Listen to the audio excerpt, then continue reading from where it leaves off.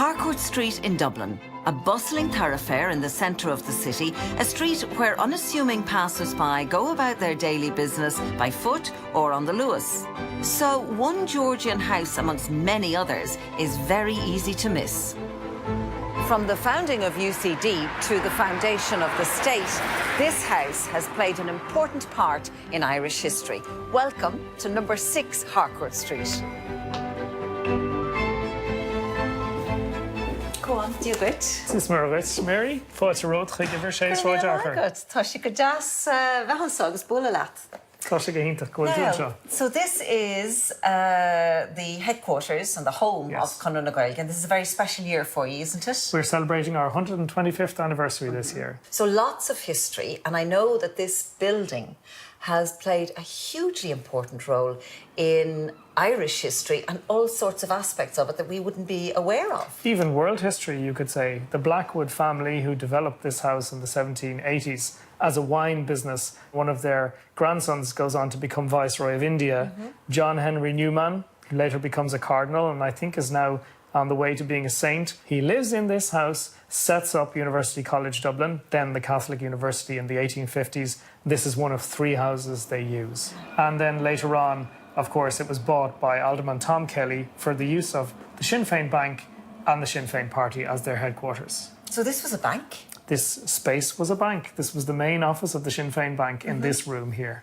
The bank would have been dealing mainly with microcredits for Indigenous Irish businesses that were trying to get a start. And then the party was on the other floors upstairs. Oh, I see. So it was also the headquarters for the Sinn Féin Party? Yes, and other organisations as well that were sympathetic to the general aims of the Sinn Féin culture or movement as it was at the time. The fledgling Sinn Féin Party, under its founder Arthur Griffith, made itself at home here from 1910 with shared ideas about Irish independence and the creation of an Irish Parliament. So this was the main reception room for the party. Massive room, and originally would have opened into the rear drawing room of the building. So a really large space for lectures and public events. Of course. And would they have had public meetings in the early years here? Very frequently. Wow. Is that the way it would have looked in the back in the day then? Yeah, these are a lot of images really to do with the building's history. There's a great photograph of the staff of Sinn Féin taken at some point in 1918. And this image includes Dan McCarthy, Michael Collins, Desmond Fitzgerald. Is that this one here? This is Dan McCarthy here. And there's Collins, sort of hiding a little bit in the background. And Jenny Mason, who worked with Collins upstairs. Where would that have been taken now? That was taken in the backyard of 6 Harcourt Street. Right. So that was obviously just a staff photo. Yes. Would there have been other activities happening? Cumann Mon were very active here. They would have had first aid classes and basically everything that Cumann Mon did except shooting practice that took place in Camden Street. But all of the peaceful activities were here. I'm looking at that photograph there over your shoulder. There's a fair bit of damage done to number 6 Harcourt Street. When was that? That was taken after the armistice night itself, when the First World War ended. Stones were being thrown at the building. There was an attempt made to set fire to the house. Virtually every window in the house was smashed. And here they are, hanging the flag out the window. Yes. Harry Boland with his foot defiantly on the windowsill there. And this was the window, wasn't it? This was the window. And you can imagine the crowd roaring and the stones smashing the glass and the flames because they wanted to burn the building down. This was their main objective. Of course, they failed. Shortly after Armistice Day, Sinn Féin had a landslide victory in the 1918 UK-wide general election, prompting them to set up the first Dáil. The newly formed Department of Finance remained at 6 Harcourt Street. This is Michael Collins' office. He worked here as Minister for Finance for several months in 1919. Of course, he was also Director of Intelligence for the IRA at the time. So he was double jobbing, very, very busy. And of course, one of the interesting things about the room is this door here, which is the only door in the house which is reinforced. Are you serious? Yes. And within this stronghold, the financial framework of the new government is conceived. So there's a cheque here to Earnon de Blythe for £350. And Earnon de Blythe, of course, was a minister. And he's setting up a department, a new department of government. On the 28th of August 1919 is the cheque. And that's his handwriting?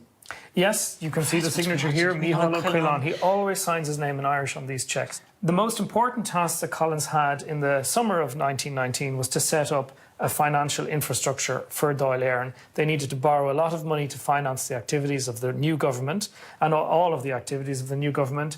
And the main way they did this was by selling these bonds for the Dáil. And this book here contains a blank bond. Beautiful design. Yeah, obviously gorgeous. the tricolour is the flag of Ireland, the harp, which is, and later on also remains the state symbol.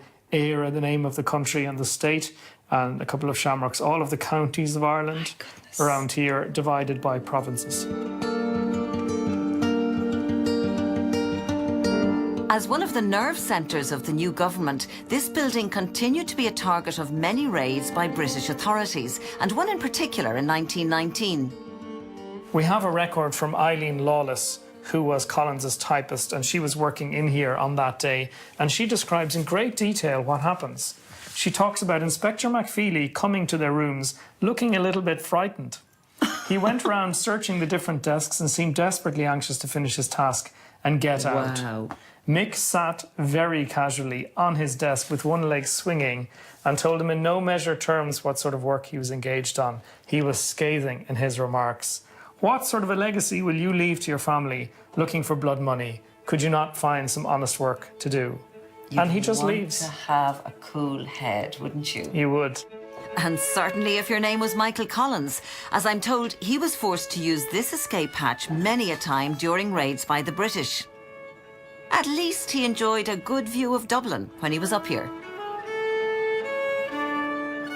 A former university, a bank, home to Sinn Féin, and the cradle of the new Irish government. And not to forget, a major focal point of the Irish language community for the last 50 years as home of Conradh na Gaeilge. Number 6 Harcourt Street is a building which has stood witness to a changing city, and when it comes to history, it stands head and shoulders above the rest.